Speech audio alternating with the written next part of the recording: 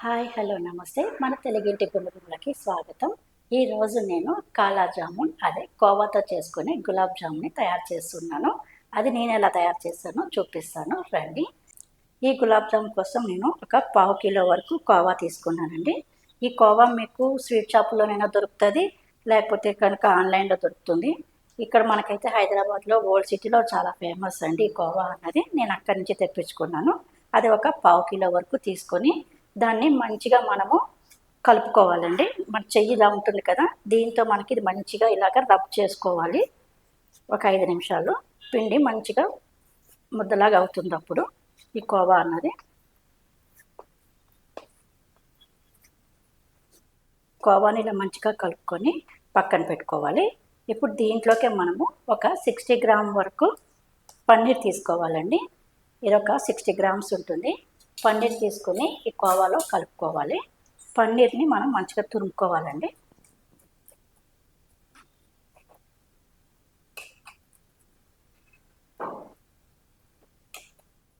పన్నీర్ తోటి ఇలా తురుముకున్నాక దీన్ని కూడా మంచిగా కలుపుకోవాలి. పన్నీర్ని కూడా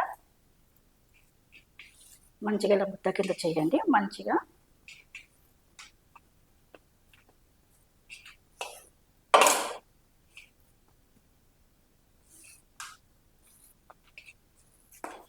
చూడండి, పన్నీర్ కలిపిన తర్వాత ఈ పన్నీర్ కూడా ఇలా మంచిగా సాఫ్ట్గా తయారవుతుంది. ఇప్పుడు ఈ పన్నీర్ ముద్దని ఈ కోవాని రెండు కలిపేసి కలుపుకోవాలి.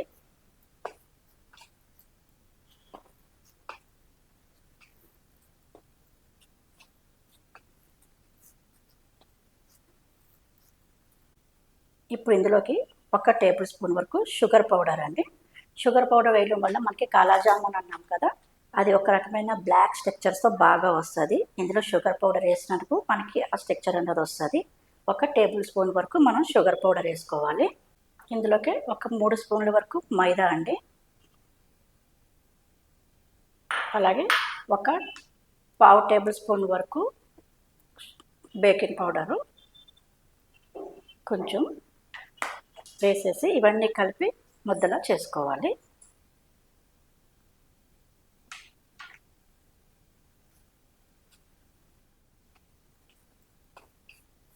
చూడండి, మొత్తం ఇదన్నీ కలిపేసి ఇలా ముద్దలా తయారు చేసినాము. దీన్ని ఒక 10 నిమిషాల వరకు మనము ఉండనియాలి. ఒక 10 నిమిషాలు దీన్ని పక్కన పెట్టేద్దాము. అంతేనండి. మళ్ళీ మనం ఇప్పుడు దీనికోసము పాకం రెడీ చేసుకుందాము. ఇది ఒక పావు గంట సేపు అలాగా పక్కన పెడతాం కాబట్టి ఈలోగా మనం పాకాన్ని రెడీ చేసుకుందాము. నేను పావు కప్పు వరకు కోవా తీసుకున్నాను కాబట్టి ఒక 4 కప్పుల వరకు షుగర్ తీసుకోవాలి.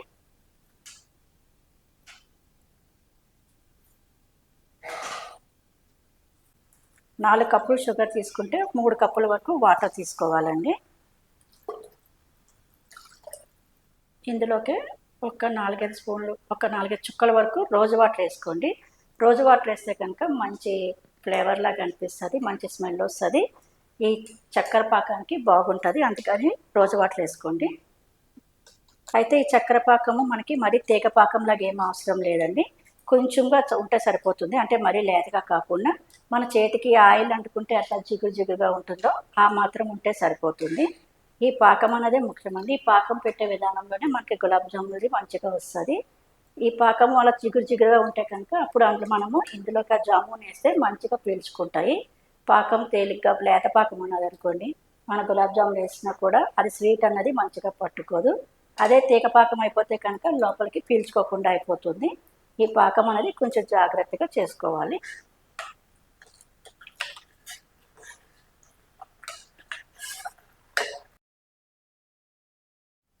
ఒక 5 నిమిషాలకి చూడండి, మన పంచదార పాకం అనేది ఇలా జిగురు జిగురుగా అంటుకుంటుంది మన చేతికి. అంటే మన పాకం అనేది రెడీ అయిపోయినట్టు. ఇప్పుడు మనం స్టవ్ బంద్ చేసేసుకోవాలి. దీన్ని మనం పక్కన పెట్టుకోవాలి. అయితే ఇది చల్లారిన తర్వాత గట్టి పడకుండా ఉండడం కోసము ఒక ఆకు చెక్క నిమ్మకాయ రసం ఇందులో కలుపుకోండి.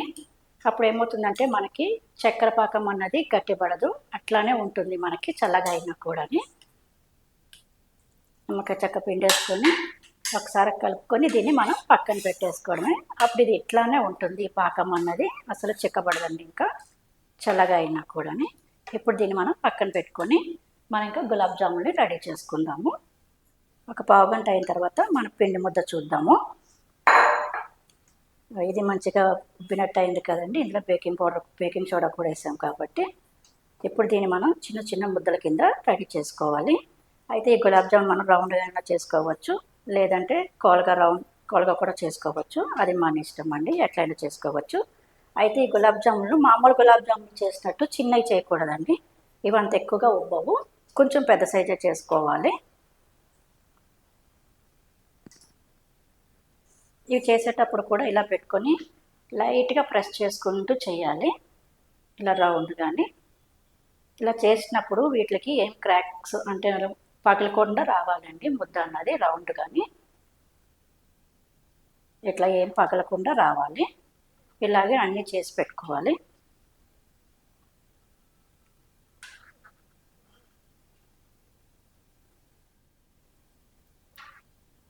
ఇలా ఉండల కింద చేసుకుంటున్నాను. ఇలాగే పక్కన కూడా నేను ఆయిల్ కూడా బాండి పెట్టినానండి. ఎందుకంటే వీటికి ఫస్ట్ ఆయిల్ అనేది బాగా హీట్ అవ్వాలి. హీట్ అయిన తర్వాత అది దాన్ని లో ఫ్లేమ్ చేసుకొని అప్పుడు ఈ గులాబ్ జామున్ అందులో వేసుకొని వేయించుకోవాలి. అందుకని ఇలాగా నేను ఆయిల్ వేడి చేసుకుంటున్నాను. ఇప్పుడు మొత్తం అంతా ముద్దంతా అన్ని ఉండల కింద రెడీ చేసేసుకున్నాము. అయితే అన్ని ఉండలు కూడా మనం ఈక్వల్ సైజులో చేసుకుంటే అన్నీ ఒకటేసారి ఒకే విధంగా వేగుతాయండి.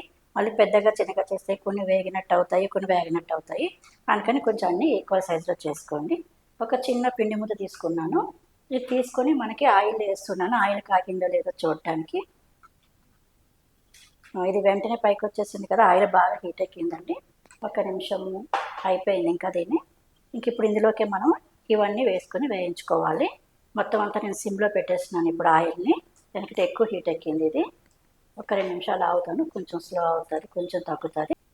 మళ్ళీ ఒకసారి చూస్తున్నాను ఆయిల్ హీట్ గురించి. ఇలా స్లోగా పైకి వస్తే ఈ హీట్ సరిపోతుందండి మనకి. ఇప్పుడు ఇవన్నీ ఇందులో వేసేసుకోవాలి. అయితే ఇది వేసేటప్పుడు ఆయిల్ని ఇలా తిప్పుకుంటూ వేసుకోండి. ఎందుకంటే అవి కింద అతుక్కోకుండా ఇలా తిరుగుతూ ఉంటే ఆయిల్ అనేది మనకి మంచిగా అవుతుంది. అవి అతుక్కోకుండా వస్తాయి.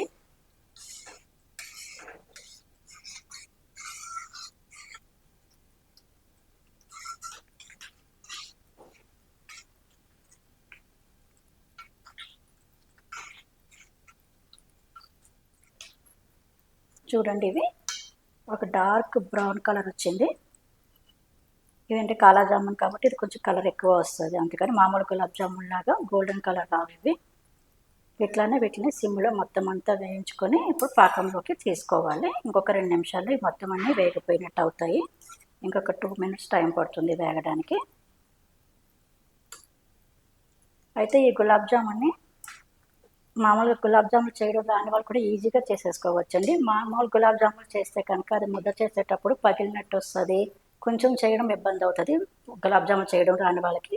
ఇవైతే చాలా ఈజీగా చేసేసుకోవచ్చు ఎవరైనా.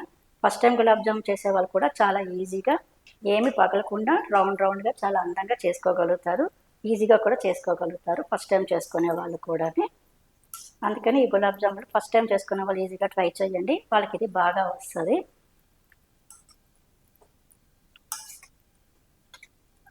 చూడండి, మొత్తం మన గులాబ్ జాములు అన్నీ మంచిగా వేగిపోయినాయి. ఇప్పుడు వీటిని మనం సిరప్లో వేసుకోవాలి షుగర్ పాకంలోకి. అయితే షుగర్ పాకంలో వేసేటప్పుడు ఒక్కసారి షుగర్ పాకాన్ని మనం చేతుల ముట్టుకొని చూడండి. గోరువెచ్చగా ఉండాలి, మరి చల్లగా ఉంటే కనుక మళ్ళీ వేడి చేసుకోండి. ఇలా చేయి పెడితే గోరువెచ్చగా ఉంటే కనుక అప్పుడు ఇవి ఇందులో వేయండి. లేకపోతే కనుక అవి మళ్ళీ పీల్చుకోవు. అవి కనుక మళ్ళీ చల్లగా ఉంటే కొంచెం వేడి చేసుకోండి. అప్పుడు మళ్ళీ ఇవన్నీ తీసుకెళ్ళి అందులో వేసేసుకోండి.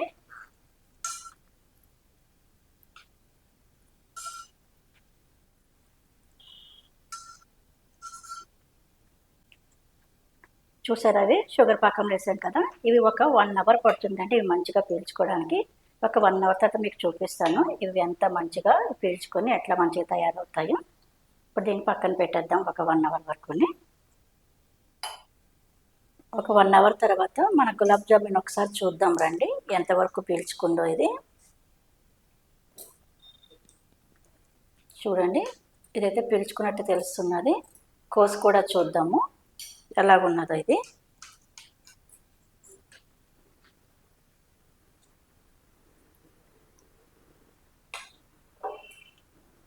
చూసారా, ఎంత మంచిగా జ్యూసీగా పీల్చుకొని ఉన్నాయో.